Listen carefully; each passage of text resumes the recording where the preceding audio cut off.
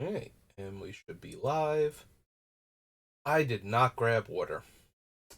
Alright, once I start to wear myself out, I'll have to, pause and go get some, but I forgot to grab that while I was up. So, we're building Yarok still. Still focused on poison, proliferate, infect, toxic, all that fun, air quotes, fun stuff. Um, yeah, I, let's see, I did some drafts over the weekend, then I was working on other stuff, and yesterday I just did not have time. But going to gonna work on Yarok today, probably not tomorrow. Uh excuse me. Um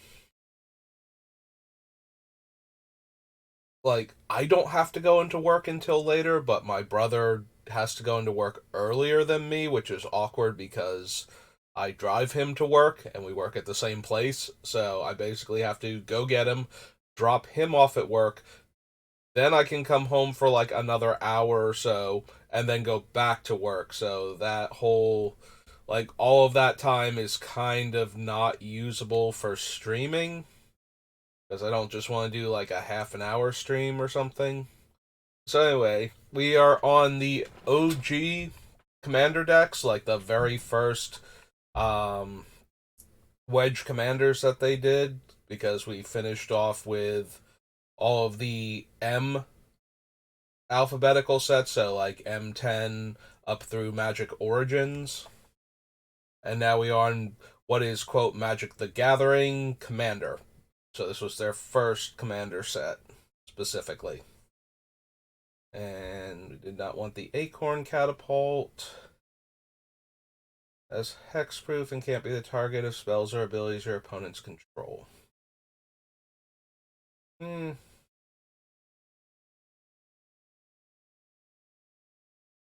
Alright, so we are three color. We definitely want Command Tower, and I did not actually open up Yarok yet. Might be helpful if I did that.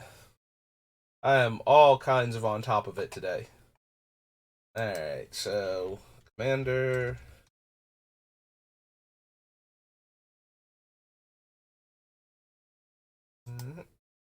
Here, there we go. Alright, so gold standby of Command Tower. Whenever you are running more than one color in your commander deck, you go directly past Collective Voyage, but I don't remember any of the Join Forces. Like, there are decks where the Join Forces cards are interesting. Like, I'm pretty sure I have Collective Voyage in Yarok, the mana burn guy, but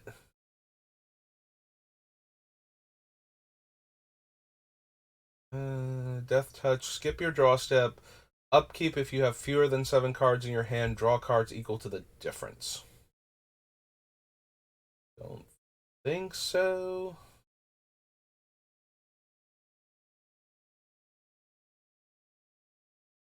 Keiko Demon enters the battlefield. If you cast it from your hand, destroy all creatures your opponents control.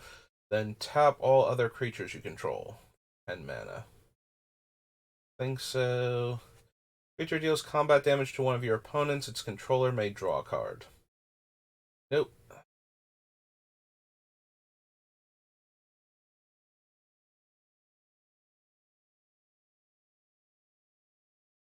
Go to Flusterstorm.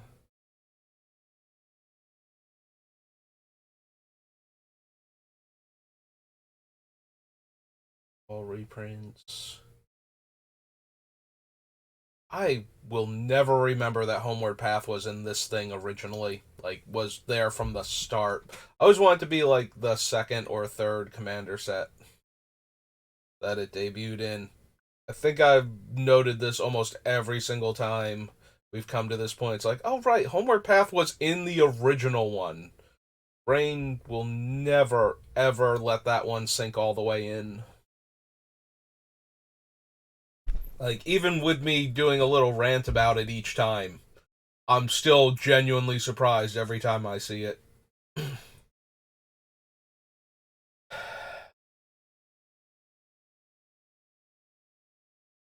So we only have one way to grant infect specifically, because toxic is combat damage. About to sneeze. Hang on.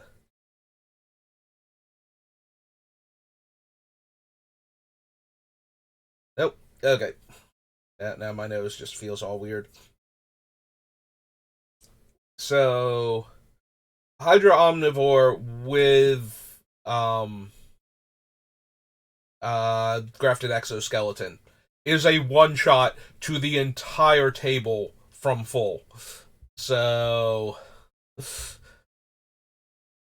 it's a little bit interesting, but with no other ways. Like, there are two other spells we can put in to give it um infect, but the one is the glistening oil that makes it infectious, and then -1/-1 counters on it until it dies.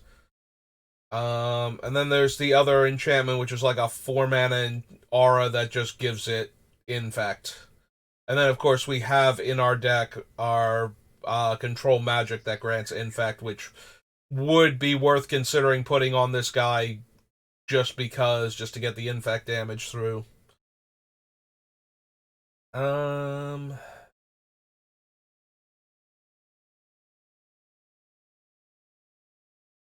maybe.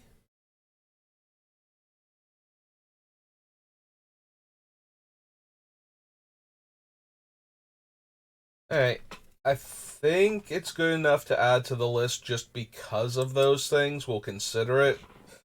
I can see cutting it though because it only interacts with like those cards.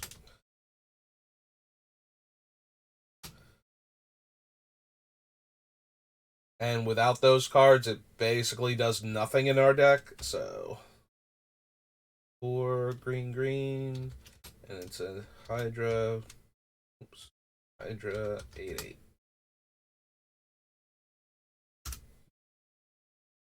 Okay, Vigorate. Yeah.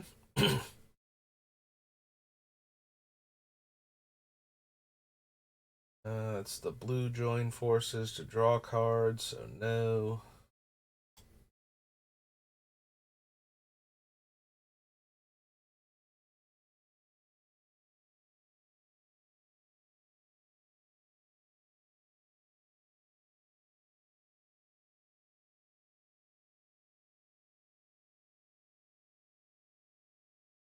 Or more accurately, all reprints, so really need to consider them. Creature attacks you or planeswalker you control, mills 2 cards.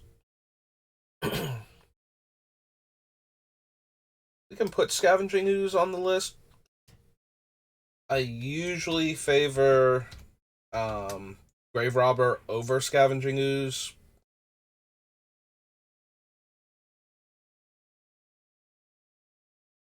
When I have the choice between the two of them, when I'm actually black and green at the same time.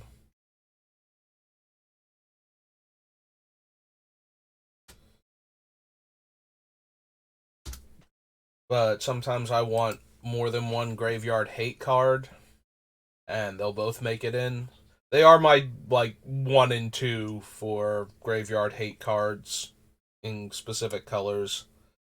Now white has the Lion Sash, where before it only had like the Gargoyle, the 3/2 flash comes into play. You can bounce a creature, or you have to bounce a creature to your hand, and when it comes into play, you can also exile a card from a player's graveyard.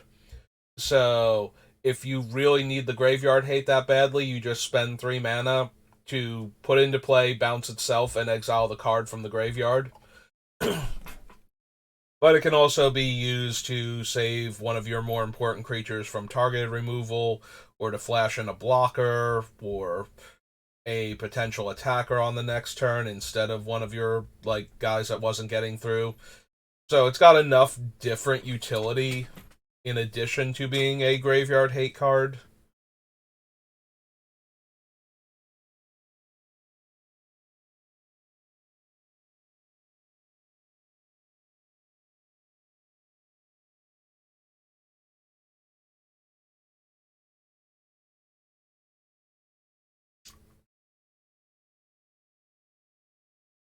No, the sewer nemesis.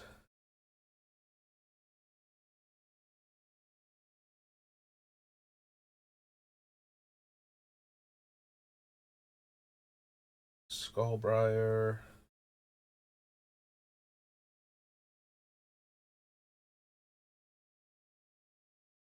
Spell Crumple. I think we need Siphon Flash. Mimoplasm. So I can exile 2 creature cards from graveyards. If I do, it enters the battlefield as a copy of one with additional +1/+1 counters equal to the power of the other. So I have to exile one of my own cards to get the Toxic or Infect, preferably Infect in this case, on it. The problem is that there aren't that many, if any, Infect trampling creatures. Like, I think the only one might be the Ball Lightning variant.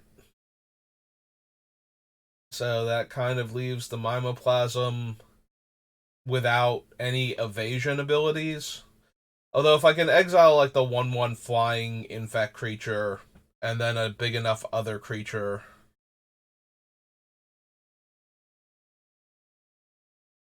Because we needed to have toxic or infect.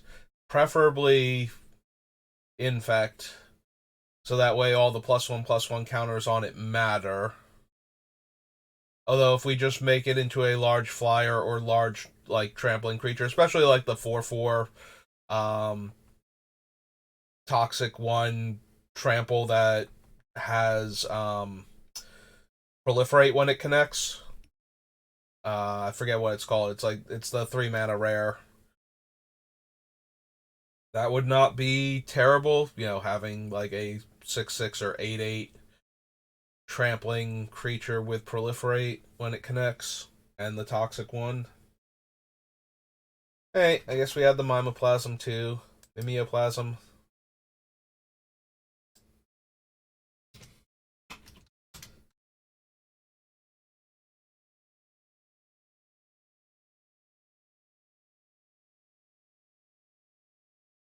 A legendary ooze, right? Yeah. So 2 black, green, blue. And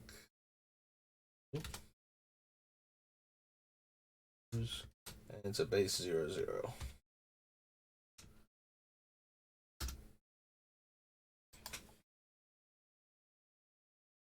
Yeah, I'm pretty sure it's supposed to be mimeoplasm, like mimeograph, but it comes from the word mime, meaning to like impersonate or be a facsimile of.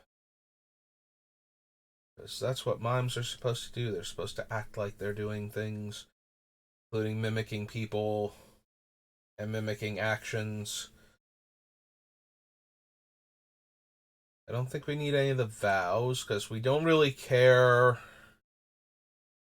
if other thing like forcing our opponent's creatures to attack each other rather than us only helps in not dying from their combat damage. It doesn't help get them dead to our effects at all, so I don't really feel the need to include any of that, and that's it. So that was all the commander cards. Next up should be Conspiracy then.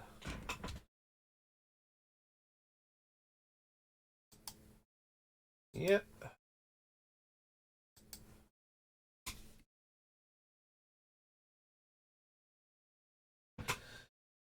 X is the number of instant sorceries in all graveyards. Remove a counter from it to draw a card, then discard a card. No. Um.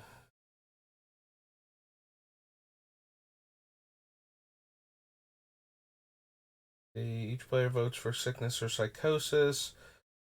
Sickness, they get -2/-2. Psychosis, they discard 2 cards. Psychosis is the tie.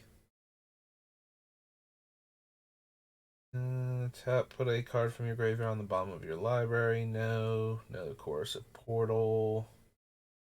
Those things do nothing outside of the draft. So draw and discard one. Number of counters, creatures in all graveyards. Target creature gets -1/-1. Nope.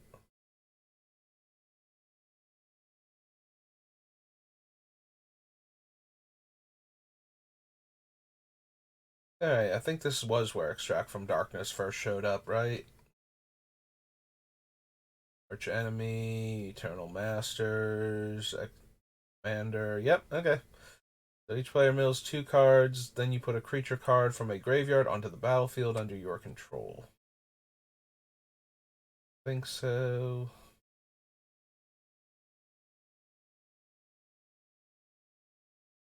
Omnivore again. More draft cards that don't do anything. Hexproof and Dethrone. Dethrone, combat damage to a player, draw a card.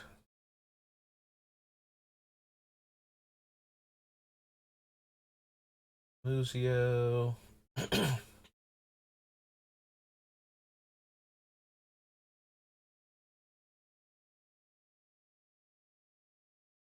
D for power. Time or knowledge. Time wins, you time walk. Knowledge wins or ties, you ancestral. For 4 mana at sorcery speed.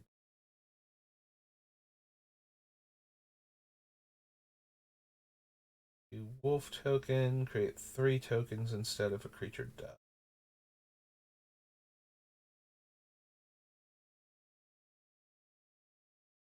Number of cards in all players' hands. Search your library for a land card, reveal and put in your hand. Nope. X Black Demon, where X is the total power of creatures sacrificed this way. Does the demon have any kind? Oh, it does have evasion.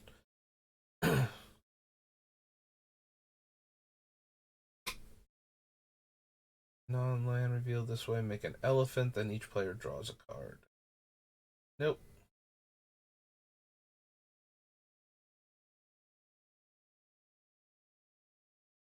Nope.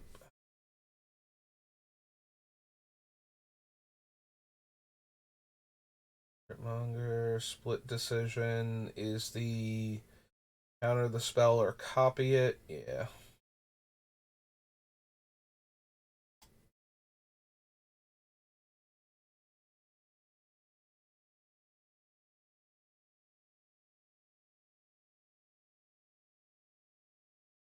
Death or torture. Death, each opponent sacrifices a creature. Torture, each opponent loses 4 life. Nope.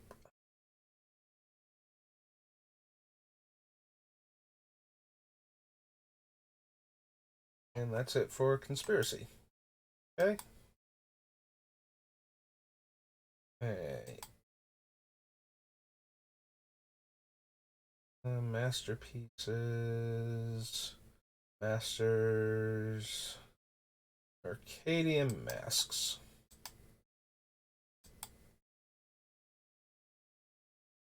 What are we going to find in Mercadian Masks that's actually going to be interesting for this deck? No to that. Nope. I don't think we're going to have enough enchantments for that to be relevant. Also, the fact that it doesn't just give +2/+2.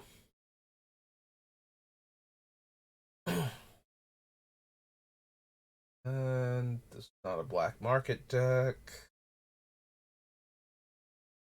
Don't need brainstorm. Bribery is less useful in a deck like this. None of the Phyrexians are mercenaries, so being able to tutor any of them up isn't helpful.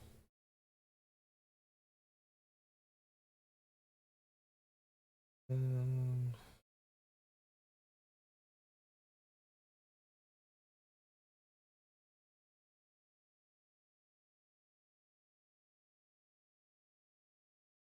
nope. Top 5 cards of your library. Put all land cards revealed in this way onto the battlefield tapped and exile the rest. Nope. Creature I control. All of my creatures basically are Phyrexian to begin with, so that's kind of out.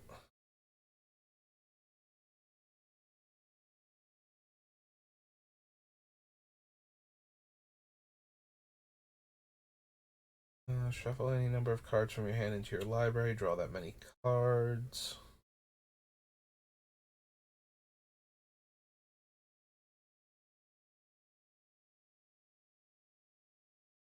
Exiles that many cards from the top of their library instead.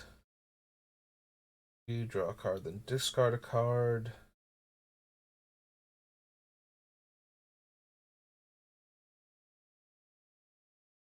Damage. +2/+2. X target lands. Forests.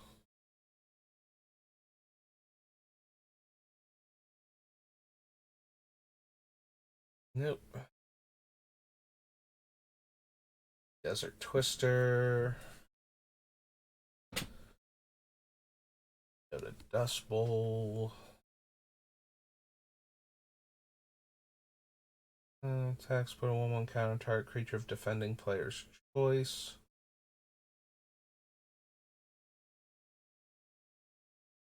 Play one free card in your hand. Turn into the battlefield under your control. That's from Alliances originally. Don't need Food Chain.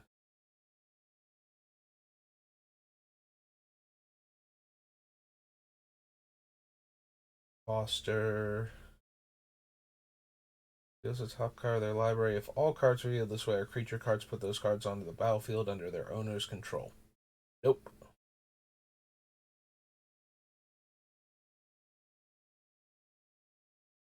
Push. Haunting Crossroads.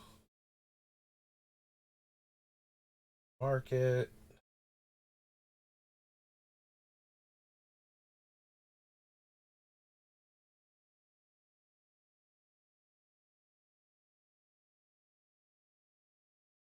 This insubordination.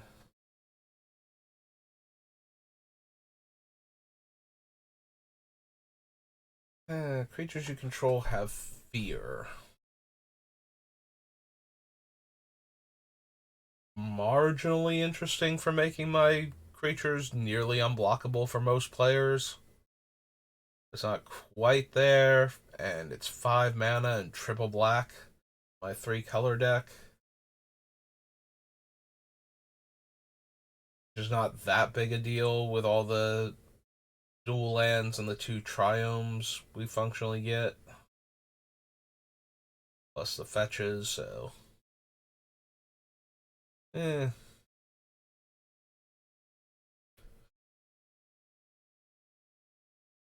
Yeah, there are probably better ways to make my team actually unblockable if I really wanted to.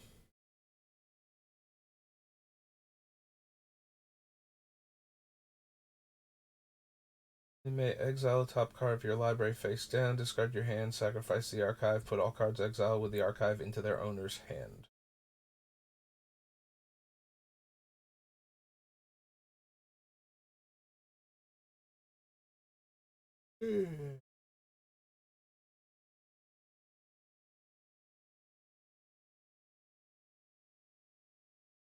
Counter target creature of their choice. Nope. Non-token permanent. Nope. All creatures have Forest Walk. Yeah, probably not. Do we want the Magistrate's Scepter with all the proliferate that we have? It only needs to get 1 counter onto it, and then if we proliferate it 2 times, we get to take an extra turn.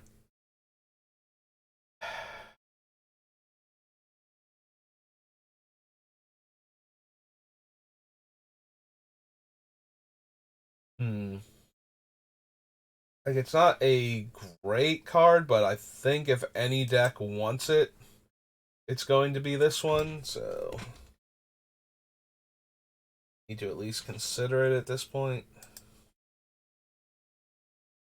Magistrate.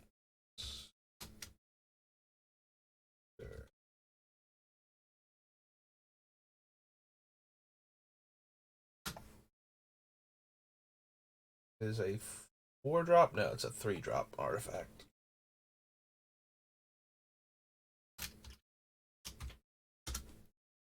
Hey.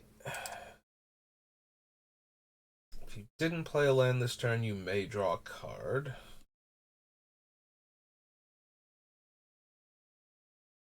No. Think we want misdirection.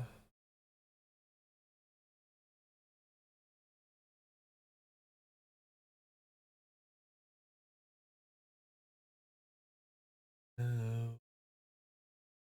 X damage, no. +1/+1, flying, first strike, and trample until end of turn.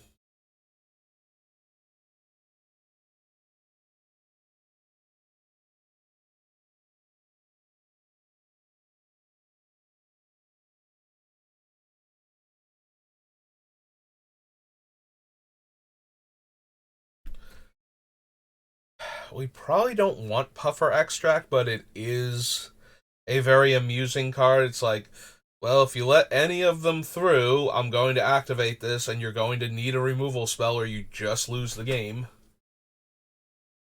But only for the infect ones, the toxic ones, usually not so much. It has huge threat of activation going on for it, but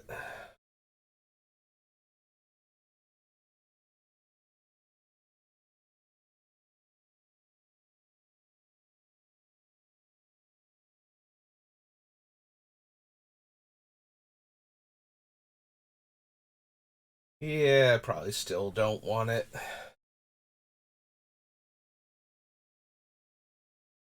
It's 5 mana, so it basically requires taking a turn off a lot of the time, even with a lot of our cheaper creatures.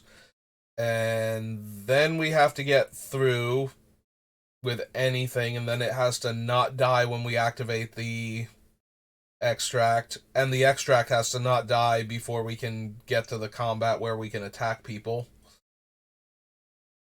And we can only really use it to kill one player, because A, it taps, and B, it requires a mana investment of like, probably at that point, like 5 still, to get enough poison damage on a single player to kill them outright.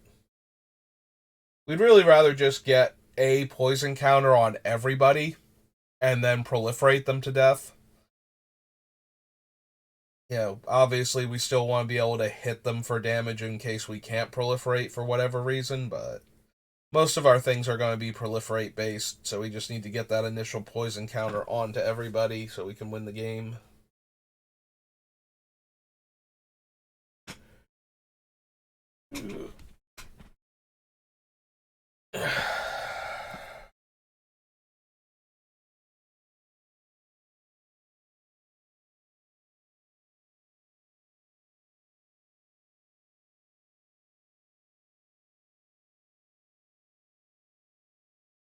Yeah, I don't think we need port for anything.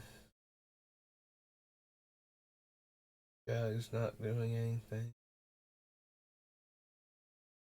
About flying.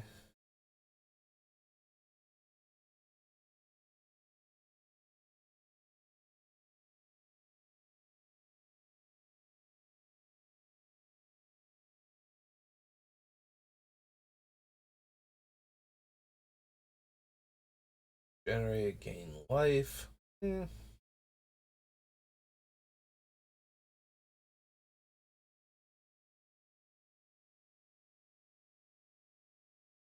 About soothsaying.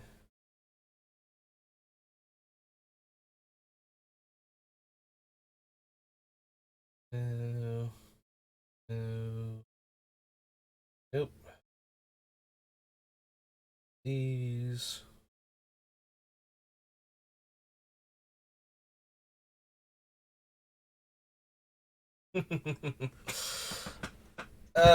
Thrashing Wumpus is a tiny bit interesting. If we can give him infect, being a living pestilence. Although he will kill himself very, very quickly if we do that. So even if we get the endoskeleton onto him, I think it's +2/+2. So every activation, we'll put a -1/-1 counter on all creatures in play. And a lot of our guys are tiny too. Yeah. It was entertaining to think about it, but the more I do, the worse it actually sounds to pull that one off. Like, a lot of our guys have 1 toughness to start with, so. Protection from artifacts. I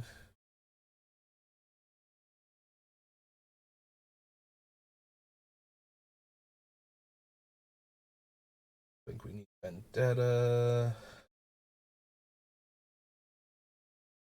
Go to Equinox.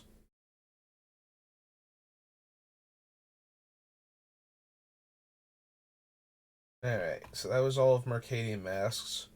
Alright, give me a minute. I'm gonna go get my water now. I'll be right back.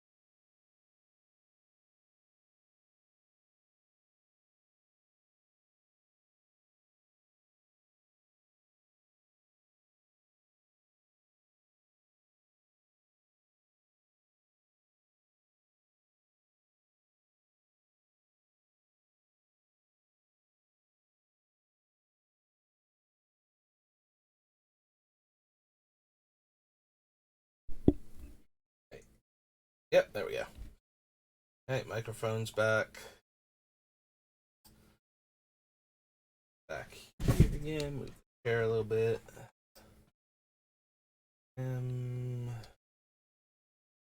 A mass into Mirage.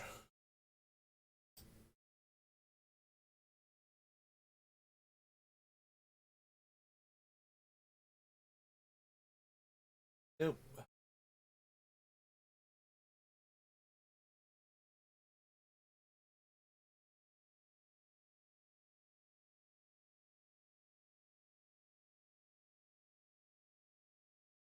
Artifact, creature, or land. Nope.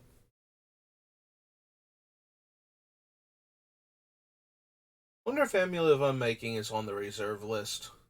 It seems like the kind of artifact that they would randomly print in a commander set in colors that don't have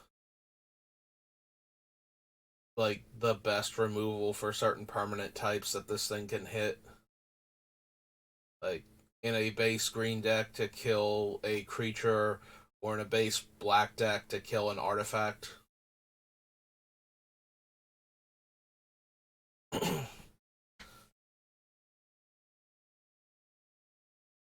Yeah, our opponent's creatures aren't helping us. Sorry, Ashen Powder.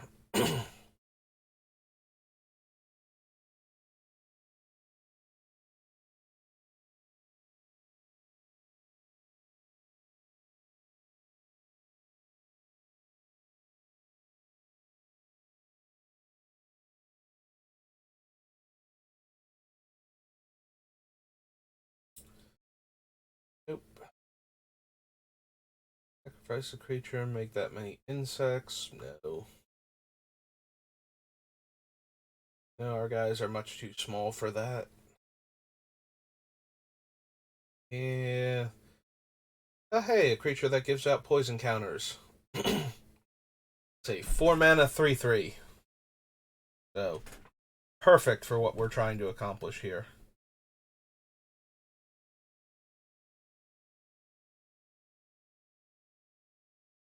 Um, yeah, no, not even close. But I did start thinking, it's like, wait a minute, because I'm thinking about the other creatures that have the poison counter abilities, and I'm like, isn't the swamp mosquito from Alliances? Did I just like completely skip over it?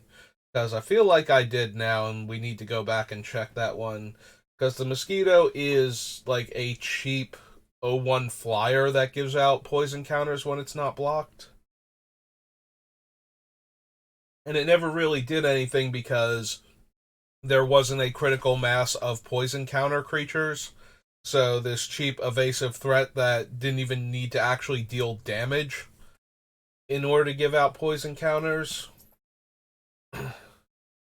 was never really a thing because it didn't have enough other things to work with it. And very similarly to if you've ever played in Scars of Mirrodin Limited and gotten like a mix of infect and non-infect creatures in the same deck, you'll know how obnoxious that can be when some of your creatures aren't contributing anything to the way that you're currently winning by the most.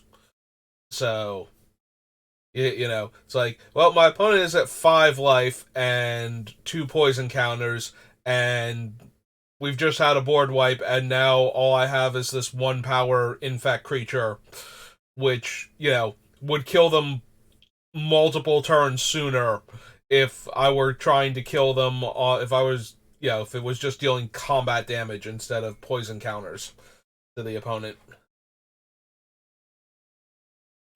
So,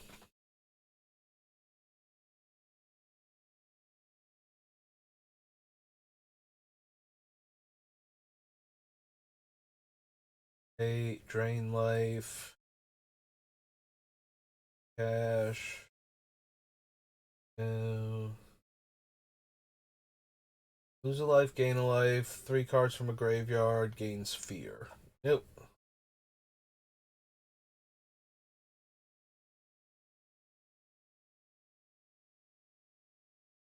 One of the most convoluted blue direct damage spells ever. Deals 3 damage to that player unless they pay 1 for each vortex counter on energy vortex and X put X charge counters on it, and then all the counters go away next turn. So, yeah, very, very silly Magic the Gathering card. 4 damage to target attacking creature with flying. No, no. I forget, is Flash actually banned in Commander? I don't think that it is. Oh, it is actually banned in Commander. Okay. I couldn't remember if it was or not. Like, I've never played with it because I've never had one of those decks where it's just like, yeah, no, I just want to put the dumb thing into play and get the trigger real quick. I mean, it makes sense, but for some reason I did not think it actually was banned. I guess I must have known somewhere, that's why I even thought to check in the first place, but it's one of those ones where it's like, I don't ever really think about it, so I genuinely cannot remember if it's banned or not.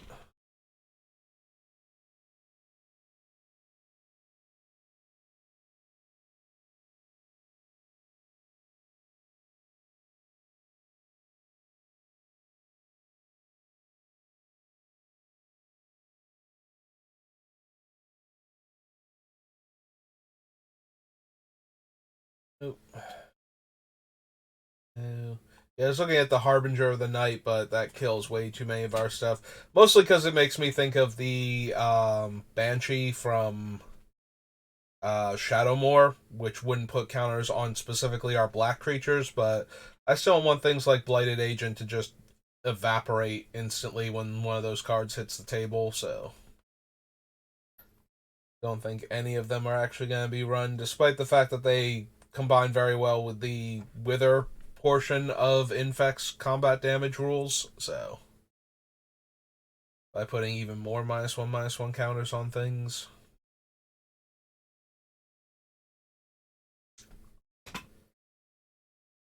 No, no, no. Nope. Lion's Eye Diamond. Malignant Growth. I mean, we can, but we wouldn't want to.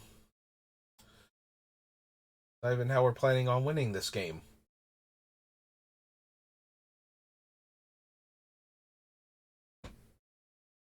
The idea of giving them extra cards in the meantime seems actually abysmal.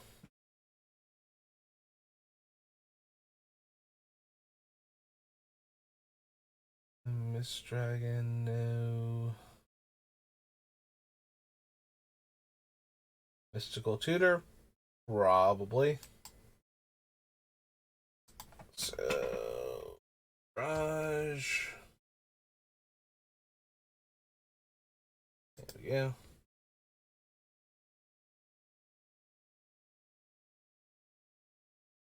Mystical Tutor, blue instant. Okay. 5 they control and sacrifices the rest. Each player controls 4 or fewer, can search for him where. Yep. I always forget what the actual wording on natural balance was because all I remember is how it was used in the Cadaverous Bloom deck, where you would sacrifice all of your lands to squandered resources first, and then cast it, and then get lands out of your deck. So I always kind of forget that it also makes players who have 6 or more lands sacrifice down to 5. I only remember that it gets you caught up to 5. Which, as a 4 mana sorcery, probably means that if you don't have shenanigans, you get a land on turn 4. Or whenever you hit your 4th land and cast this thing. Because at any other point in time, it's going to be terrible, so.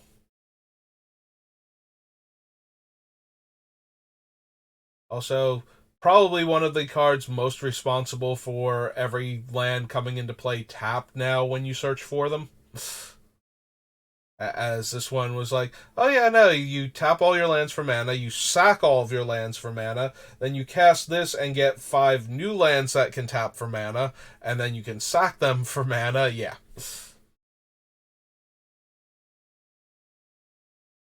Yeah, it's probably.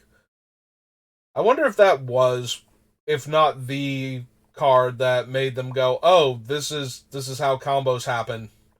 Because up until this point, like cards like Untamed Wilds and whatnot were putting lands into play untapped, and then we started getting cards like Rampant Growth in like the next block, where all the lands you could search for them, but they come into play tapped.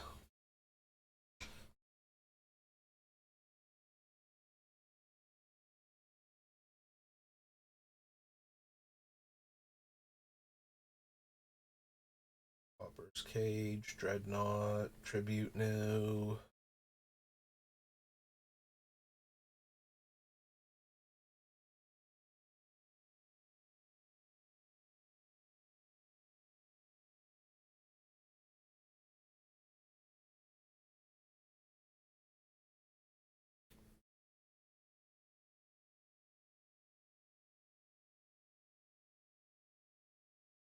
Raj isn't doing anything. Reign of Terror.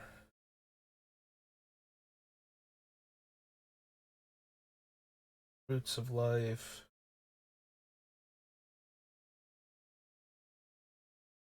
Wait. Target R attached to a creature to its owner's hand. You generate target green creature, or target creature gains trample. I'm not gonna lie, if we actually were running the Phyresis aura and the glistening oil aura, I might seriously consider this card for its three modes.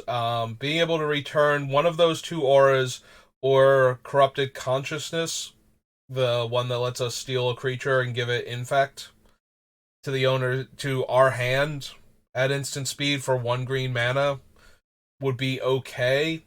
Being able to save specifically a green creature is a little bit of a downer, but we do have a lot of green creatures in the deck anyway, so it's not like that's completely useless. And giving one of our bigger infect or toxic creatures trample until end of turn also probably something that might win a game on occasion. So when you add up all of that, it's kind of almost good. Like every single mode on it has its uses at that point, and that's kind of where you want to be with a card like this. That being said, since we're not running those two cards, the utility of it goes way, way down to the point where I'm not even interested in it.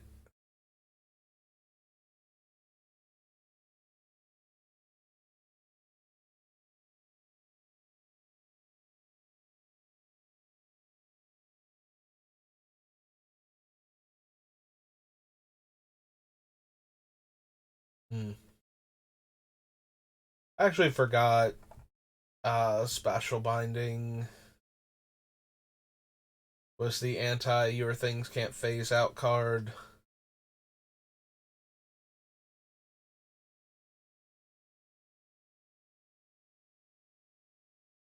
No, the Spirit of the Night. Firewalker deals damage to target creature equal to the number of creatures you control in excess of the number of creatures target opponent controls.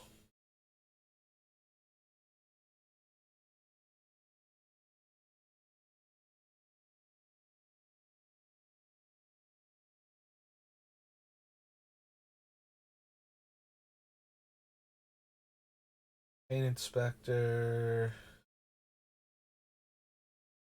Iowa, Kanawa,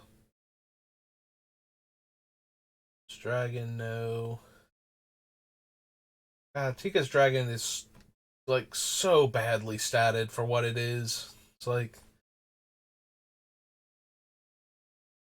Rampage 4 and Trample is one of the biggest trolls imaginable on this card. It's like, okay, so if it literally said could not be blocked by more than one creature, it wouldn't be any different in its game text functionally, other than the fact that you want to put like a lure on it, but then it flies so your opponents can't necessarily block it.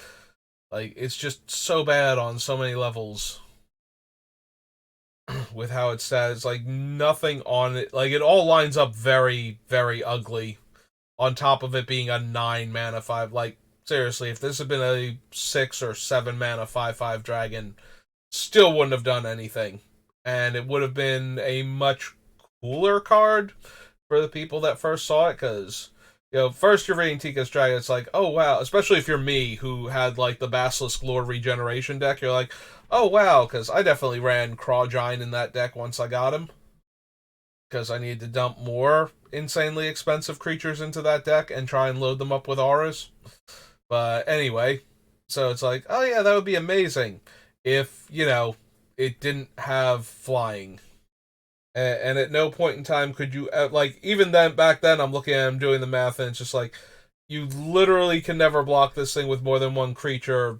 The rampage is completely unnecessary. Yeah, in order for rampage to be relevant on a creature, it has to be a number that makes the opponent have to block with like 2 or 3 additional creatures if they're like a point of damage short, instead of one additional creature. You want it, you want the rampage to be less than its toughness -1, basically, in order for the rampage number to mean anything past this creature can't be blocked by more than one creature.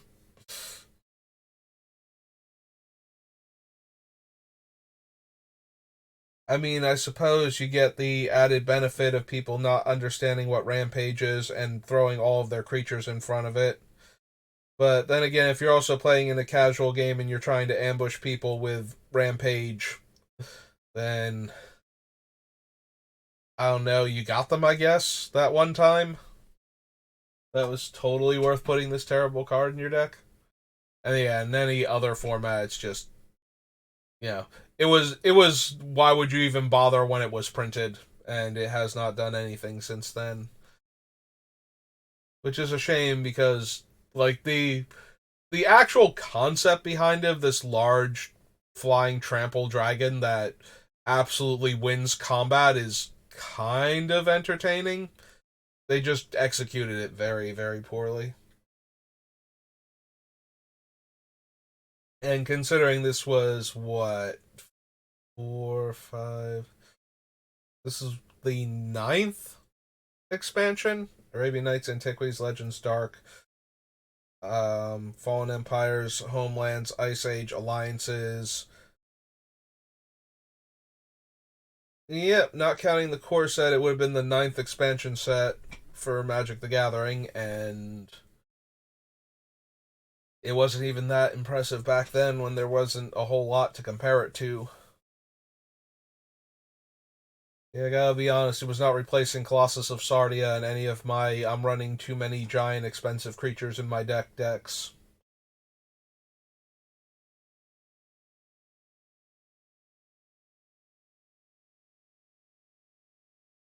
Uh, Also, speaking of disappointing cards, Teferi's Isle. Like, it it is remarkably balanced for when it was printed, because a lot of other cards with very similar text were, they attempted to balance them and did not quite succeed, and the cards wound up being playable on some level. um Ancient Tomb, City of Traders, the tap and sack for 2 mana of a specific color lands from Fallen Empires. Like, all of those saw some amount of play. Teferi's Isle somehow taps for 2 mana, 2 colored mana, and from one land, and is still terrible. I think it's the comes into play tapped. If Teferi's Isle did not come into play tapped, we would probably be seeing it in a lot more decks, and it would be considered this powerful. But because that's not how it works, the fact that you have to wait 3 turns to get your mana out of it the first time is what really kills it for basically everybody. But it's also weird because it is technically part of a cycle, but you would not know it, especially if you looked at the other 5 lands from the cycle, because none of the other 5 actually tap for colored mana. They all are legendary lands in a set where there are no other legendary lands, and each one of them has an ability associated with the color. So Teferi's Isle taps for blue and then has phasing. And then they decided to start making other card, like, I don't know if they had planned originally for it to be a cycle, but the idea for it, if it didn't start here, it definitely started in Stronghold when they decided to make Volrath Stronghold. So Volrath Stronghold is the second card in the cycle. And once you see the other cards in the cycle, you realize Teferi's Isle doesn't even kind of work with it. Like, if you wanted a card to officially complete the cycle, it would actually probably be Academy Ruins from Time Spiral would be a better example of a card that would complete this cycle. So the actual cards in the cycle are Teferi's Isle, Volrath Stronghold, Core Haven, um, the Yavimaya Hollow. It took me a second to remember. It's like it's Yavimaya something.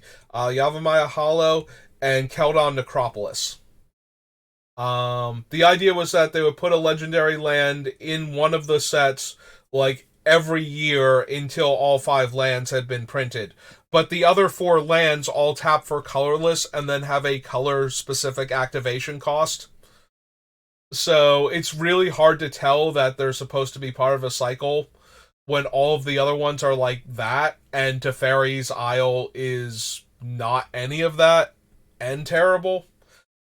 Like Keldon Necropolis was not amazing even when it got printed, but the other cards like Valras Stronghold still sees some minor fringe play. Like it's a card that shows up in Commander when people who have it or can afford it, want to run it, since it'll put a dead creature on top of it. It's Stellarin Ruins for creatures, basically, or Academy Ruins rather for creatures. And the green one lets you regenerate a creature.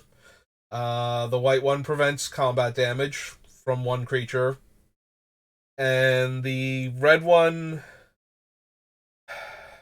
Hell on Necropolis, is sacrifice a creature to deal a point of damage for like 3 mana or something. Like it's not. It was definitely the worst of the cycle that actually fits in with the rest of the cycle. Like I said, you wouldn't even know it was supposed to be a cycle or that Teferi's Isle was part of it if you did key in on that, unless you actually had heard at the time that they were supposed to be part of a cycle. Yeah, this was back when Wizards liked the idea of the mega cycle a lot more. Nowadays, in order for them to do a mega cycle, they basically have to do an alternate color riff on something and then decide to do the riff on that card for every other color over time. Like, some examples of this, like, so the original, one of the original mega cycles was also the ATOG cycle, and this kind of started out with the idea that they made the card in a vacuum. They made ATOG, and then they realized that they could do other creatures with the same ability. So you got like Foratog and Psychotog, or not Psychotog, Chronotog, Necrotog, and Aratog over the course of several sets. But they start off with ATOG, and then they're like, what if we made like a cycle of ATOGs that also ate other things? And that's where the idea of something ATOG came from. Another one of the mega cycles that's like relatively recent. It's still like finished like 5 years ago or something. So they start off with Morphling, and then in Planar Chaos they did an alternate reality version called Torchling, and that got the idea for the Mega Cycle to be completed. So then we got Thornling, and then Brightling, and then whatever the black one was from one of the master sets. Like, Brightling was from Battle Bond, and Thornling was, I believe, Alara block.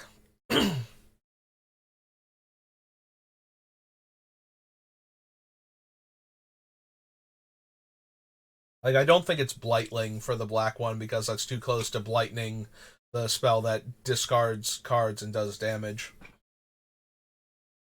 But yeah, that was an example of they start off with the one card and it was only supposed to be the one card, and then they did a riff on the card in another color, and then they realized that they could do a riff on the card in every other color, and eventually did that. So that's how mega cycles work, where they're not like a normal cycle is in its own set or in its own block when they used to do blocks, and mega cycles are when they spread them out. Like there are big gaps of time in between, or they span across multiple sets in order to, or blocks in order to get the full cycle of them out. And there's usually only one of each member of the cycle in any given set too. So it's not like the whatchamacallit, like the modal double face lands being in two different sets. Like, that's not actually a mega cycle, even though they were like printed partially in one set and then partially in another set. That's more like breaking them up so that way they don't have like 10 lands in the same set. Because getting a land in your rare slot is, it used to be amazing actually. Like, before Mythic rarity, the most expensive cards you could open in any given set were lands, almost all of the time. Which was another reason why I liked collecting lands back in the day, is because they were usually the most sought after cards. Because the most important thing in Magic is your mana base a lot of the time. So anything that made your mana base better, and rare lands usually did that. They either made your mana base better or gave you something else that your land could do in addition to making mana. So that way, when you drew your like fifth land, when you only need four of them for your deck to function, you might get some utility out of that land, and it wouldn't be a completely dead draw.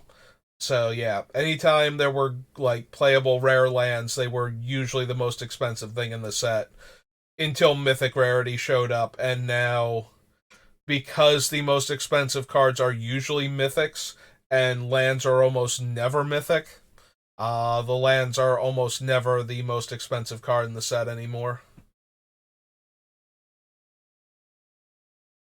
Yeah, kind of a weird fun fact about Magic and what the Mythic Rarity did to the um I guess landscape of collecting Magic, because it is a very weird thing how that worked. Up until that point, if there was any playable land in the set, it was usually the most expensive card or in like the top 5. And if there was a cycle of lands, especially if they were any lands that could tap for multiple colors of mana, they would be the most expensive thing, because standard used to be the biggest thing in Magic. Now it's Commander, but at the time, standard was the biggest thing. And having a functional mana base in standard was the most important thing. So having the rare lands that you needed in order for your mana base to function was the most important thing. If you didn't have the lands, trying to run the deck with just the spells was usually going to have you have mana issues a lot more often than somebody with that didn't have that restriction on them, somebody that actually had the lands in their deck. So yeah, the lands were the most expensive thing. And then because lands, well, one of the few things that Wizards actually did right with the Mythic Rarity, because Mythic Rares are definitely there to sell packs. They they phrase it otherwise because it sounds way more obnoxious for the players if you look at it that way. Um, but at the end of the day, the Mythic Rarity is meant to sell more packs. So, and I understand that, but wow, did I not want them to do that when they announced it, because I had played games with, ultra rares, chase rares, like the equivalent of Mythic Rare or worse, and those games were awful to play. Like, if you were not willing to dedicate huge chunks of money to them. And the problem with that is you lose. So you sell a lot of the packs to the players that can afford them because they want to win. It falls into the same mentality that gotcha games have. Gotcha games are free to play games where you spend real world money to get a resource in the game that you then gamble with to try and open. Basically, you buy booster packs with the in game currency that you can buy with real world currency, and you get random items from a set list in the game different games have different rarities and different probabilities, but the end result is the same. It's very similar to buying booster packs in Magic, except that there's no secondary market, so you can only get them by buying the packs, and you can only get them when the packs are available at the discretion of the person running the game or company running the game. Um, so when there's a competitive element to those type of games, as there is with Magic, if you don't have the thing that everybody else has, and you keep losing to that thing, it is the worst feeling ever. So there are only two mentalities of players at that point. One is, I have to get this thing the next time it comes around, or B, I don't want to play this game anymore because I can't compete with anybody else. And companies really want that first type of player because they will spend more money on the game and keep spending money on the game.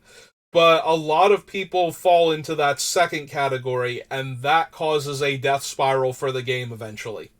So when Magic announced that they were going to do Mythic Rares, I was super against it. Like, I think that was. So, in the history of terrible ideas for Magic that had a completely negative knee jerk reaction from me, it's definitely in the top five.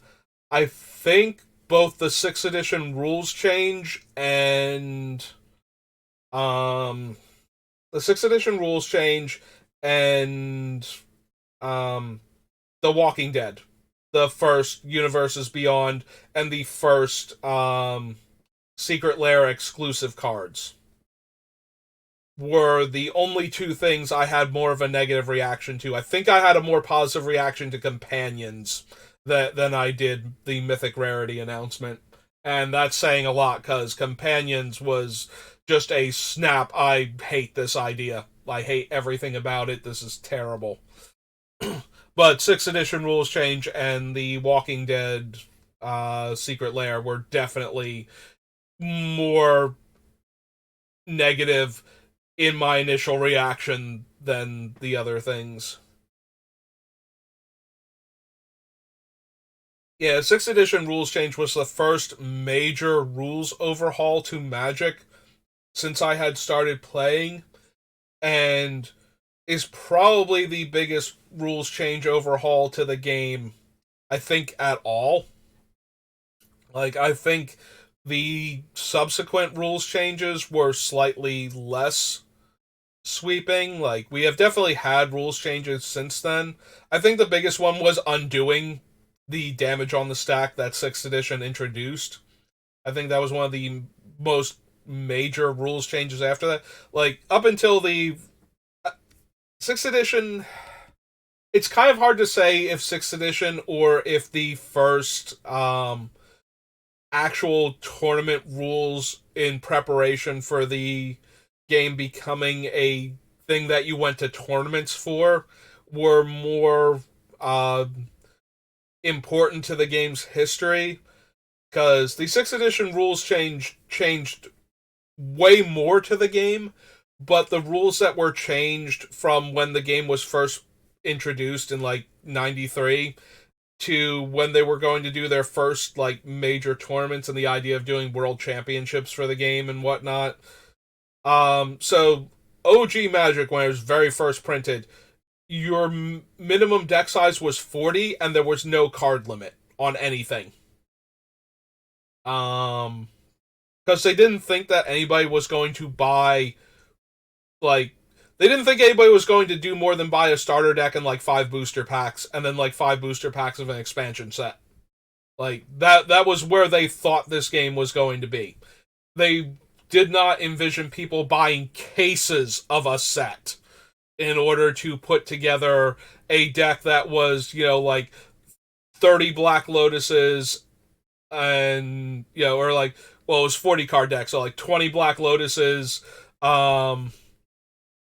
and like 10 Lightning Bolts and 10 Wheel of Fortunes. And just, just go from there.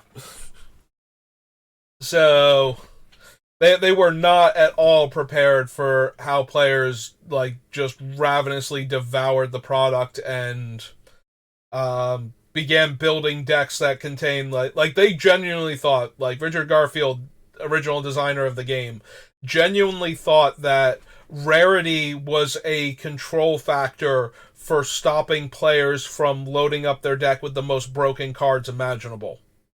This man genuinely believed that we would buy one deck and like five booster packs and just play with those cards, and that would be enough. And he did not envision somebody going, like, I want to be great at this game and I want to have the best deck ever. Here's $500. Give me like a case of booster boxes of your set, so that way I can have the best deck possible and just crush everyone.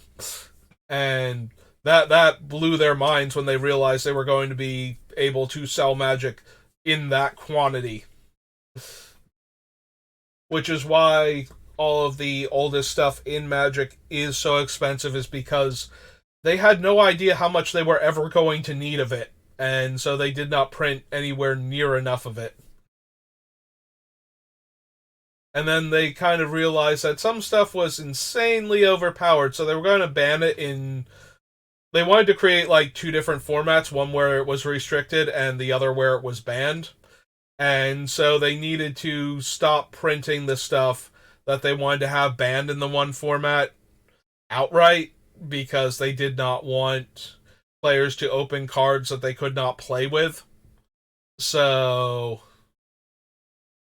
yeah, as they started creating vintage and standard, or type 1 and type 2 as they were called back in the day, they really didn't want to keep printing those cards. So that was more the reason why a bunch of the things stopped getting printed, was so that they would rotate out of the type 2 format and just be legal in vintage.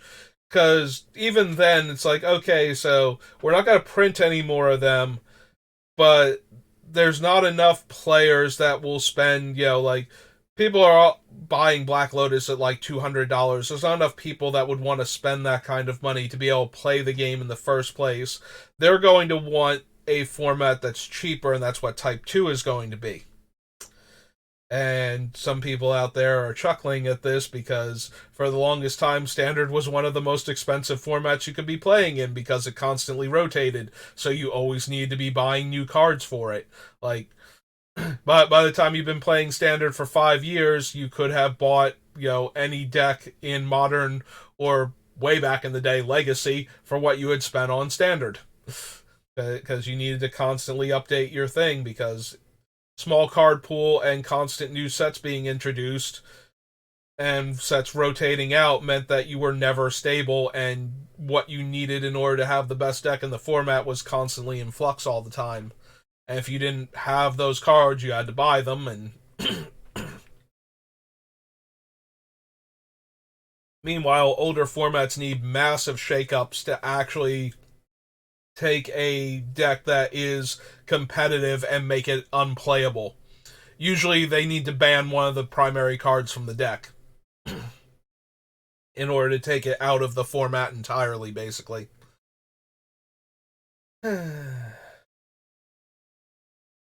What card got me onto all of this? Like, where was the disconnect? Oh, Teferi's Island. Thank you, Teferi's Island. uh,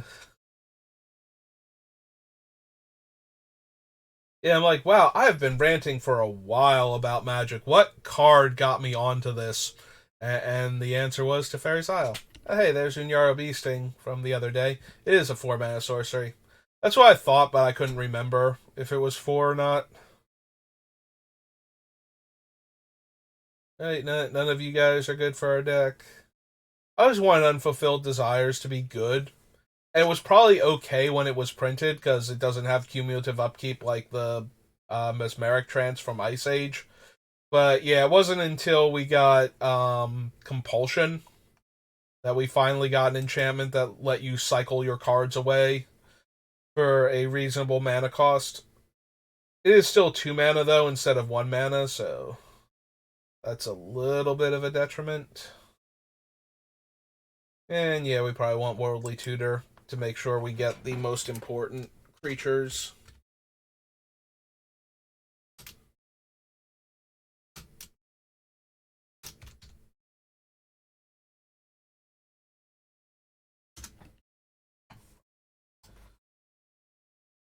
Yeah, since a lot of our thing is going to be very creature based, being able to go grab any of the creatures that would be super helpful right now probably deserves a slot. So that was Mirage. Alright, we wanted to go back to alliances and check the Mosquito real quick. I can't remember if it gives one or two poison counters, is the thing. I think its name is Swamp Mosquito, but I could be wrong about that. Real quick for alliances, we did have. I did actually go over alliances, right? Like we have Force of Will and whatnot. We literally have Force of Will. Also, I was on Mirage. I could have scrolled up like a tiny bit. It's okay. And there's Limdol's Vault, which is another thing that I was when I saw like Diabolic Visions, I was like I was about to consider it and I'm like, oh wait, no, I'm confusing it with Limdol's Vault. I wonder if this was one of those ones where I've been looking at like the other sets and I was starting to crash really hard. I managed to stave that off by taking a break and going to go get water, but because I was starting to feel a little bit of that and I splashed some of the water in my eyes directly and then like wiped them off and I feel a little bit better. Still a bit of the eye strain, but alright, real quick. Because I feel like I did not go over this set properly at all the first time. I was just plowing through it, grabbed Force of Will, and not much else. Contagion, diminishing returns. Disease Vermin would be wonderful if we could give it Infect. It hits once and then it just keeps damaging them every single turn until it dies. I think we need Spirit Guide,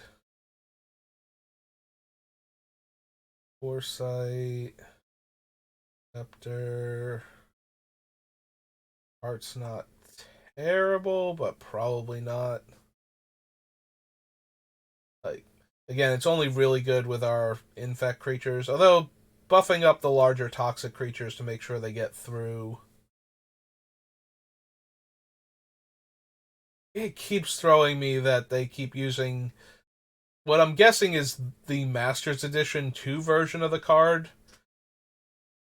Because it's got the modern frame to it instead of the old school frame.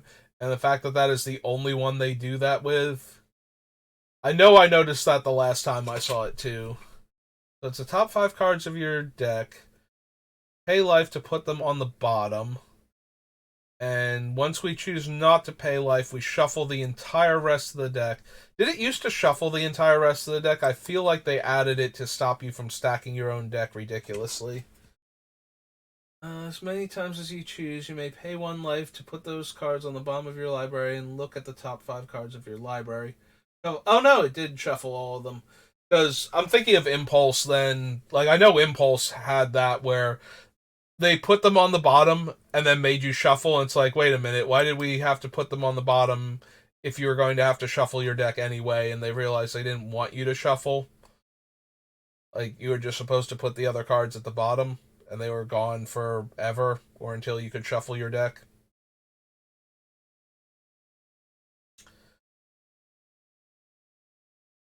Because Limdol's Vault is essentially a tutor that you don't know how much life you're going to have to pay in order to find the card that you are looking for.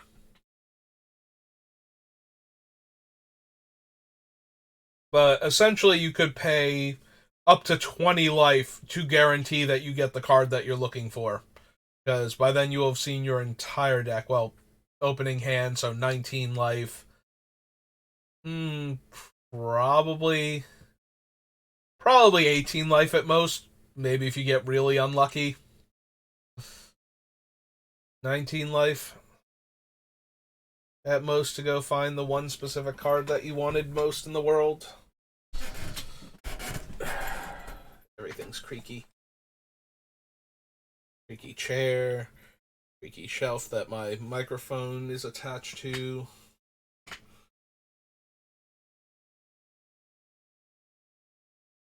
Excuse me again. I don't think we need Limdol's Vault, but I don't even think we considered it last time. So.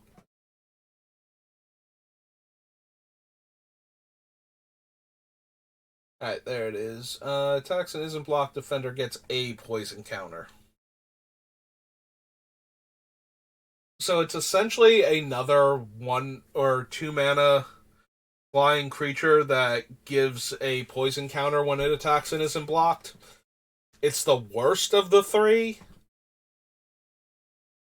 Like the the infect one gives more poison counters the more you grow it. The toxic one actually deals combat damage and gives the poison counter. But technically it's not that much worse than either of the other two because it's still a 2 mana flyer that gives a poison counter when it gets through, so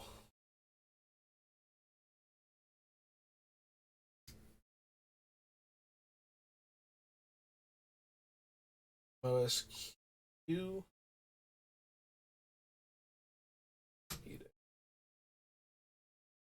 One black effect. Go.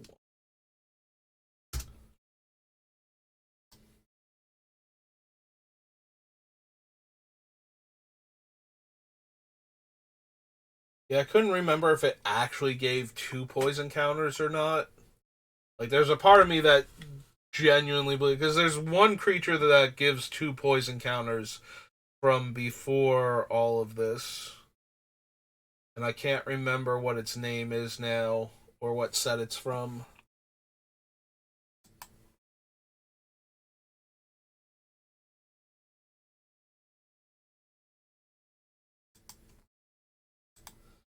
Alright. What if we search the rules text, or rules text, game text for poison? I guess it is rules text here. Yeah, unfortunately, then we get like things like Aether Poisoner. Doesn't have anything to do with poison counters.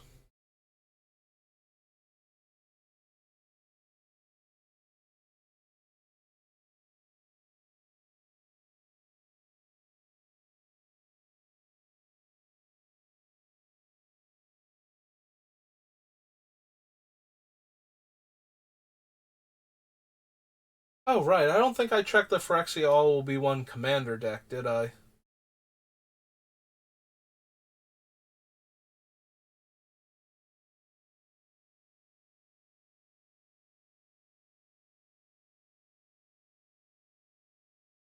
Hey, we'll have to check that. So, gets a poison counter.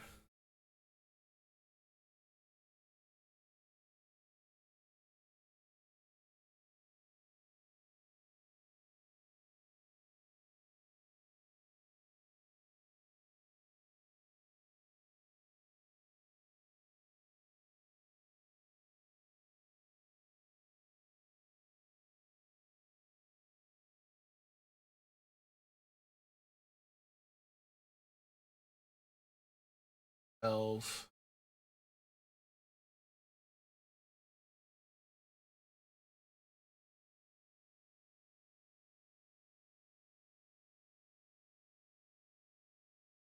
Marsh Viper that gives the 2 poison counters. Also a 4 mana 1/2.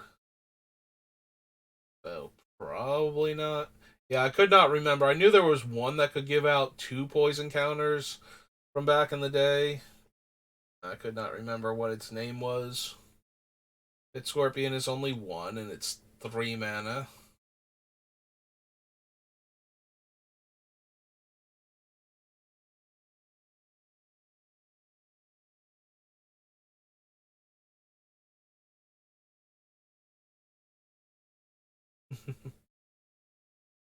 Yeah, we did pass over Saber-Tooth Cobra. I completely missed him on the Mirage scroll through. Not that it's act. I mean, it's a hill giant that gives out a poison counter. It's a hill giant with Toxic 1. And then if it successfully hits the player, they have to also pay 2 before their next upkeep, or they get another poison counter.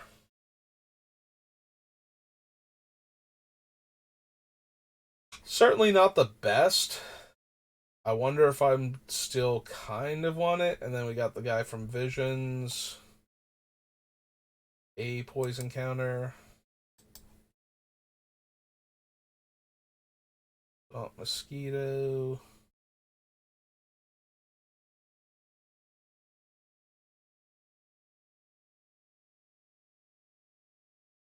Virulent Sliver. Yep, okay, so managed to miss 2 of the poison creatures. And I remembered that this one existed, and I was thinking about it's like he must be from Visions then, because we didn't see him going through Mirage. It's like, nope, he exists in Mirage. Do we actually want Saber-Tooth Cobra? It's a 3 mana 2/2, so Grey Ogre stats. Has Toxic 1 functionally. It doesn't get the benefit from cards that actually care if you have Toxic or not, which is kind of a shame. And even if it were like that, it would functionally have Poisonous 1. Yeah, that's probably the best way to look at it, because there's nothing that. There's no Poisonous Lord, so. Saber-Tooth Cobra has Poisonous 1, because it is a triggered ability on dealing combat damage.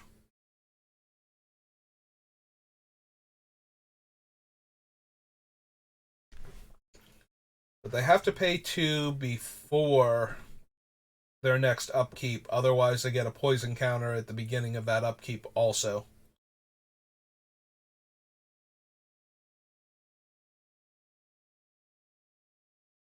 It's going to be really awkward to hit somebody while they're tapped out or low, so that Saber-Tooth Cobra is actually putting pressure on them to try and give them the 2 poison counters, because a 3 mana 2/2 poisonous 2 would probably make the deck, just because we don't have enough poison creatures, or at least should be in consideration for it.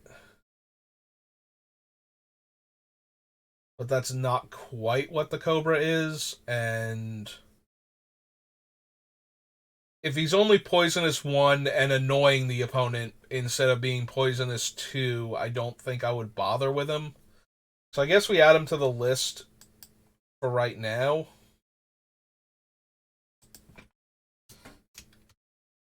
Saber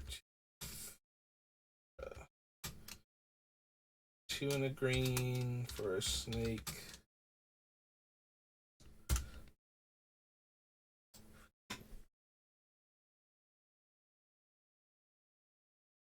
Yeah, I don't think we're going to wind up running him, but he at least has potential in the deck. Like, I think I was struggling with whether or not to include Rotwolf in the deck, and they're kind of in the same boat, where they're going to be dealing 2 damage, but they're also 3 mana 2/2s, which is not ideal stats, to say the least, despite the fact that they can kill our opponents pretty quickly. Alright, so just had to double check that. And now we have to go through the Phyrexial B1 commander set to. So what were we up to? We were on Mirage, then Mirrodin, and then we can do a quick double take on Mirrodin Besieged. Hey, let's check Mirrodin first.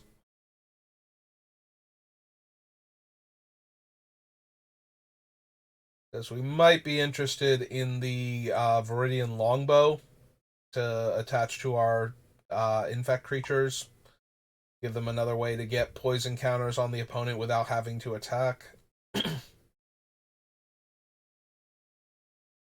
Destroy target creature, return target creature from your graveyard to the battlefield. Sack 3 lands, do both. Go past anything too quickly. Look like it.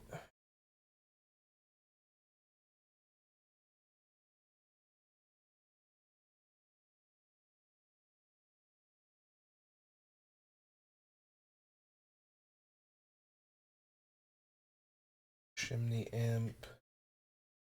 Chrome Mox, no. Clockwork Creatures, Cloud Post.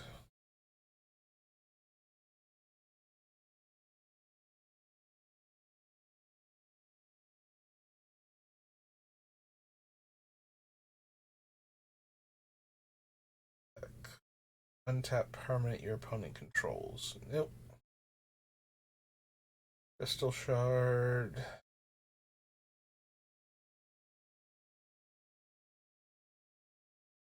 Destroy both creatures. Nope.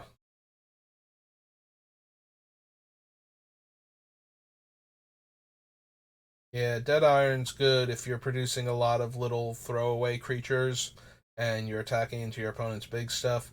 Not so much when you just have a bunch of little creatures naturally that you want to get through for damage with and would prefer if they didn't die.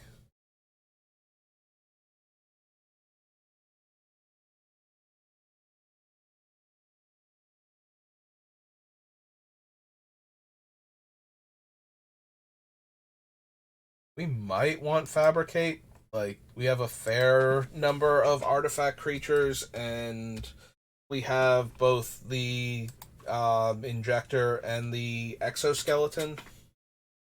So,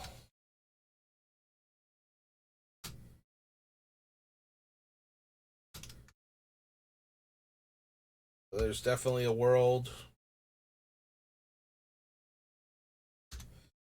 where we would run that.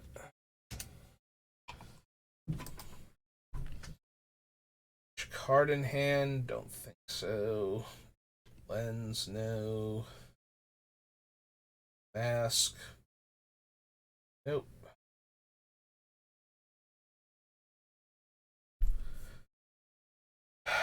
Do we want the Fire Shrieker to give double strike to our various creatures that give out poison counters?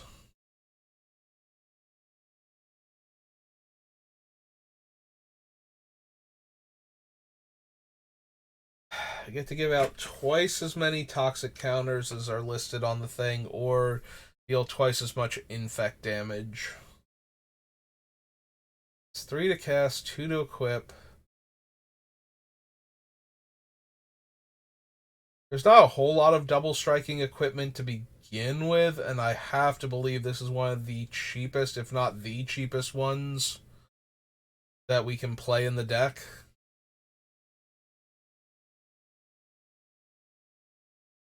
Hey, we'll add it to the list. It's 3 to cast.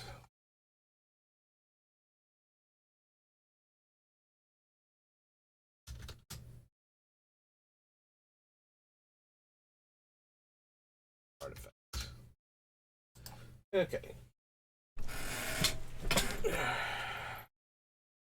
Damage to a creature. That creature's controller loses that much life.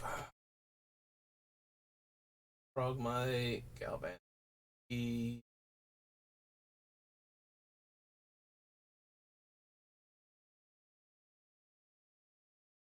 Don't think we need Gilded Lotus. I think we're going to ramp with lands more in this deck. And maybe cheaper artifacts.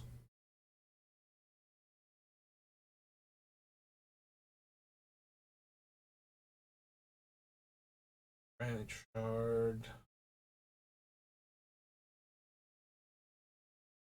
I think we need the Heartwood Shard.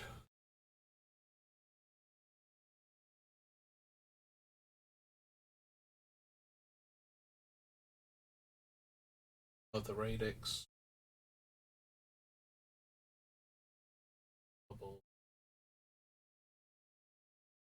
Sakron Scepter, no.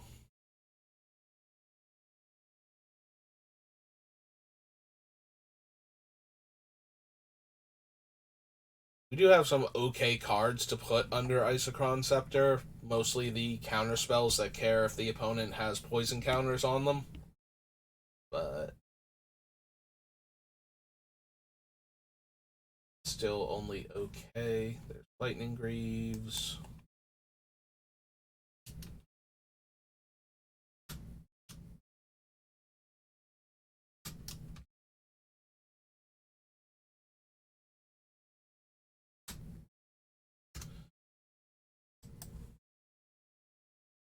Cover Guard, no.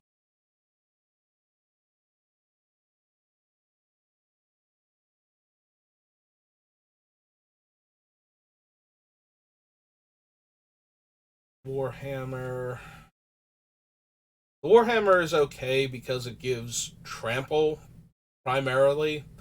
The lifelink is also not terrible because us gaining life means we can live longer, whereas opponents losing life doesn't really affect how we're killing them, so it more determines whether or not other people are a threat to them too. Yeah, it's kind of the weird thing about poison. If we're the only ones trying to kill somebody that way, then it become it's very much a yes no scenario at that point where it's like, are we the threat? It's like, can I die from poison? If yes, then I am the threat, and if no, then everybody else is way more threatening than I am at the time to that particular player. So, and yet our goal is to try and kill everyone with poison simultaneously, so that way, we are always the threat to everyone. Well, Oblivion Stone is my favorite reset button, so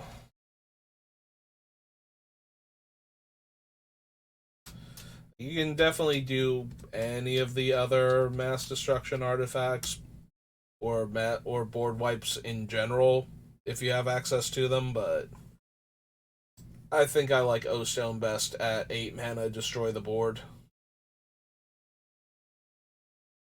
which it almost always is.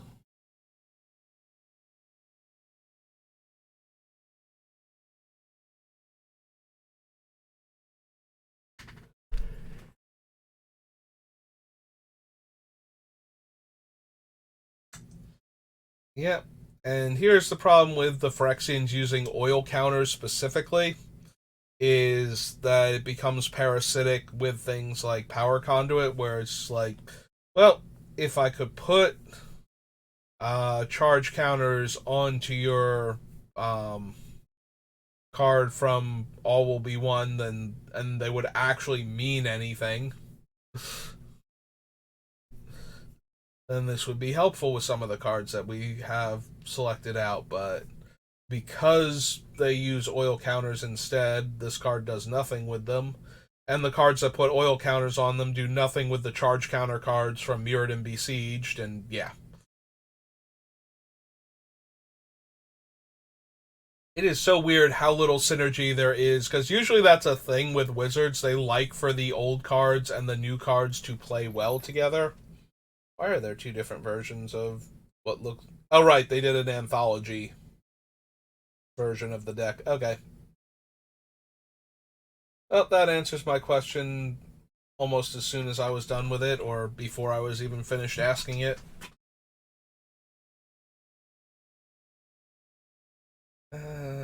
Shuffle their deck. Don't care about that. Silver Fountain, no. Sculpting Steel, probably not.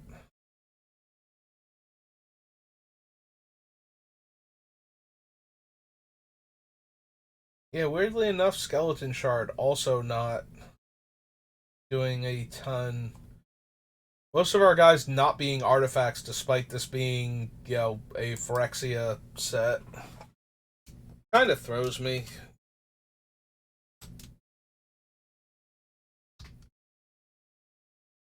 Which, you wouldn't think so, since even from the beginning, a lot of he's a construct, right? Not a golem.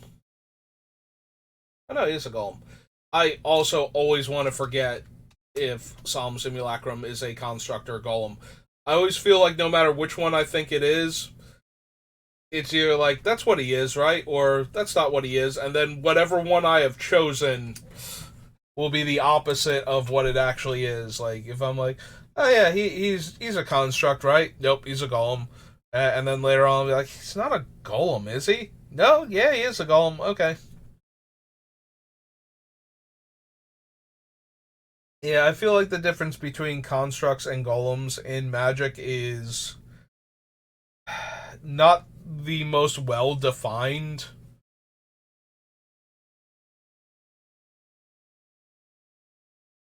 Like, what actually makes the creature a construct or a golem?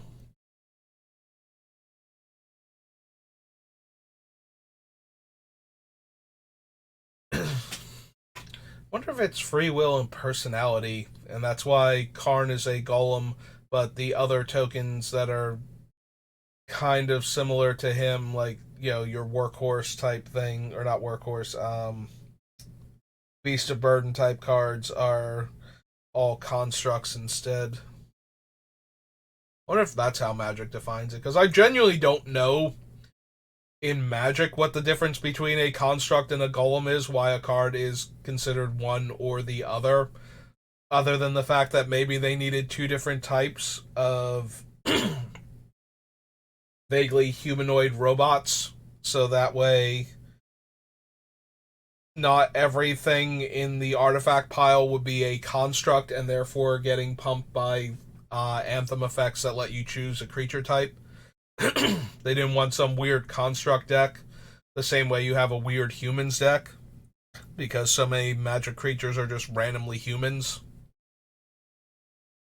Just because that's one of the more populous races in the multiverse.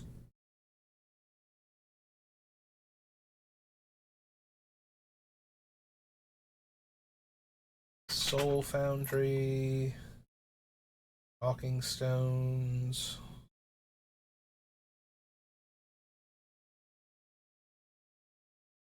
Nope. +5/+5 and deals damage to a creature, exile that creature. Talismans, no. No, no. That for anything.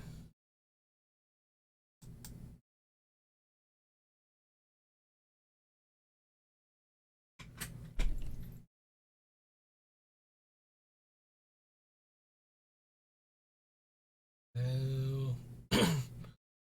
Cast a spell that shares a color or mana value with the exile card, deals 2 damage. No. Outcast, no. Time Sifter.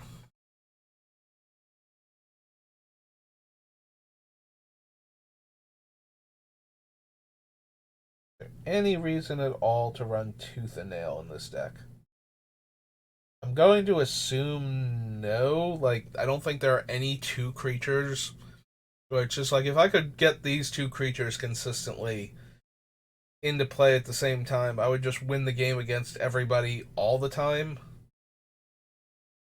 I mean, there are certainly creatures where I would like to have both of them out at the same time. Like, I don't think Azori, like the double proliferate Azori, and ooh, what was the other one I was about to say?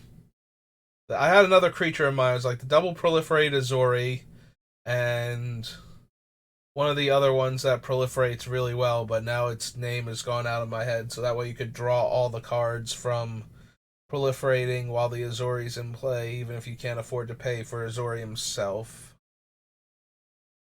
But yeah, now I've forgotten which one it was. Probably one of the attack trigger ones like Thrumming Bird, or well, damage combat damage triggering ones like Thrumming Bird, or the I think it's Bloated Contaminator was the one I was describing before, the 3 mana 4/4 trample. Yeah, he does proliferate. He's toxic one and proliferates. I was second guessing myself. Yeah, I'm starting to run down again. So Might stop after Mirrodin. Been almost 2 hours.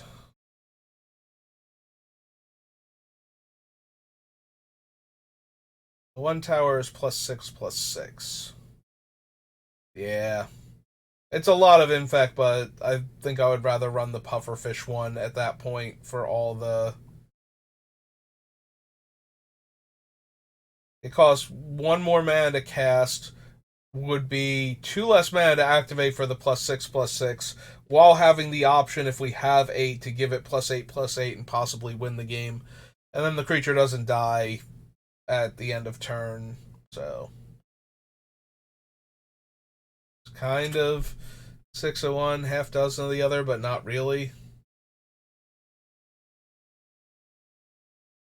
So the longbow is 1 to play, 3 to equip. Once it's on the creature just has tap, deal 1 point of damage to any target. Yeah, I think we consider that just for the infect creatures. Viridian ID. Yep. EIAN. Longbow. 1, and it's an artifact.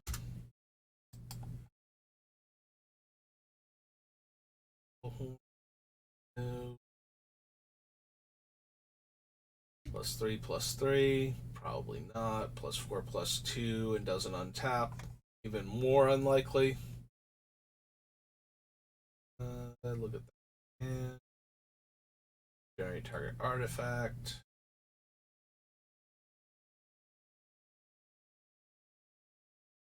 Okay. That was Mirrodin. Real quick. Now that we have more of an idea of what the deck is shaping up to be, I want to go through Mirrodin Besieged again real quick, make sure there's not anything.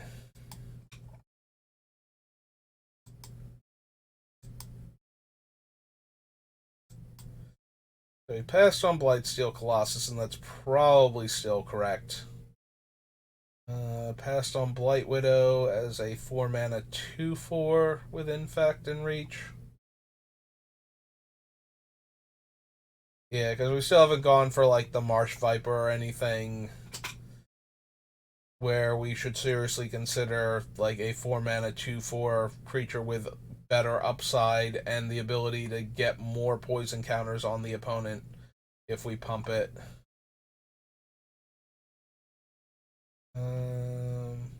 Hang on though. Because Core Prowler was on the list, so is Corrupted Conscience. And we didn't want anything until Ink Moth Nexus.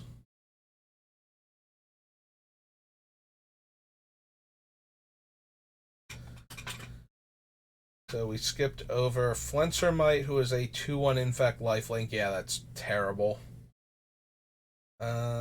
We skipped over 4 mana 2/2 Flying Infect that can eat your creatures. Also, probably okay that we're not running that.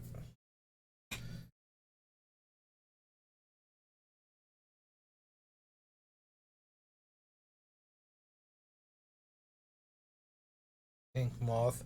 Then nothing else until the things with Phyrexian in the name.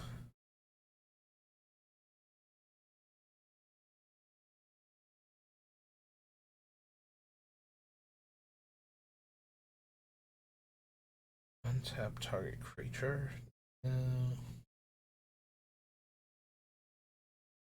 Nested Ghoul, Commando, Oculus.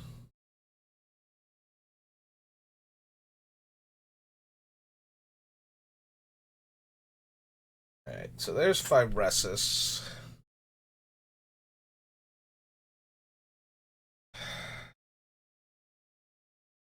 Do I want to consider this now?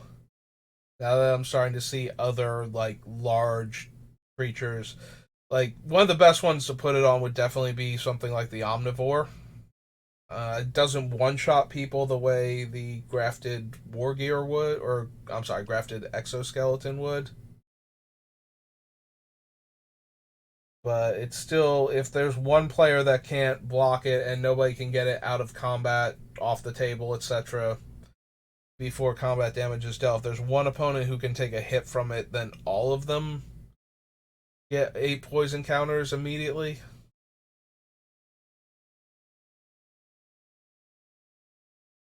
Mm.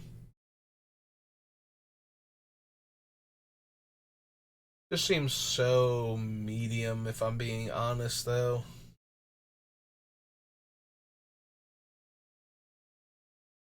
We have the Crusader, we have the Hydra, and the Juggernaut. Digester is a 2-1 colorless infect creature. Yeah. That's almost literally nothing in Commander. Like, it's so easy to just find something that can jump in front of it without A, dying, and B, being so crippled by the 2 -1/-1 counters that it actually matters. Do I want Phyresis?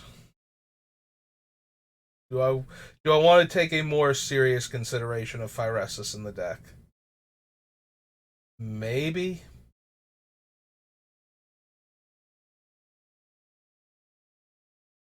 Like, it's just so good putting it on the toxic creatures because then you get both effects functionally.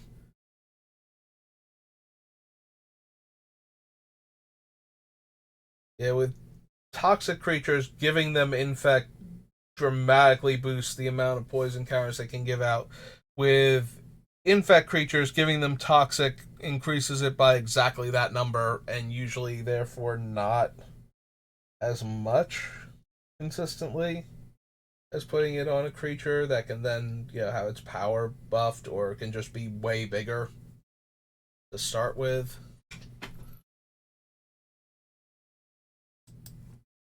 Alright, the more I think about it, the more I think I need to at least put it on the list. If I'm spending this much time considering it, then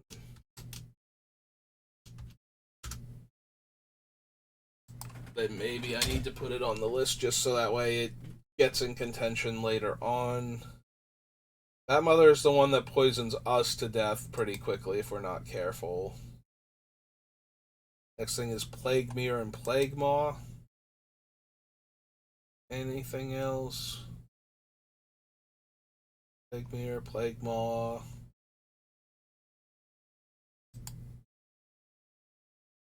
Septic Rats and Corruptor are the last two from this set, so.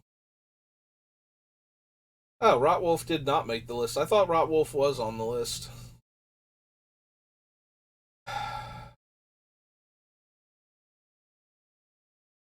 Yeah, if I'm going to consider the Saber-Tooth Cobra, then Rotwolf has to be considered because it is, for the most part, a better Saber-Tooth Cobra. Like, it always gives them 2 poison counters if it's unblocked, and there are going to be times where it might draw us a card. Like, those times feel few and far between. But if we're going to consider the snake, then we need to consider the Rotwolf too. The Phyrexian wolf, right?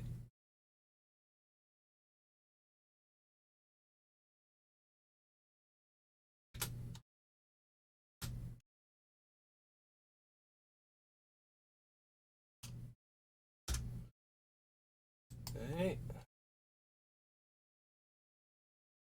5 mana, 3/3. Most definitely not. Septic Rats, yes. Already on the list.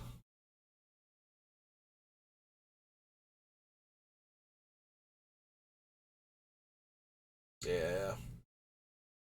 I'm pretty sure I noted it the first time we were looking at it, but Spread the Sickness being a sorcery just isn't gonna cut it with this deck.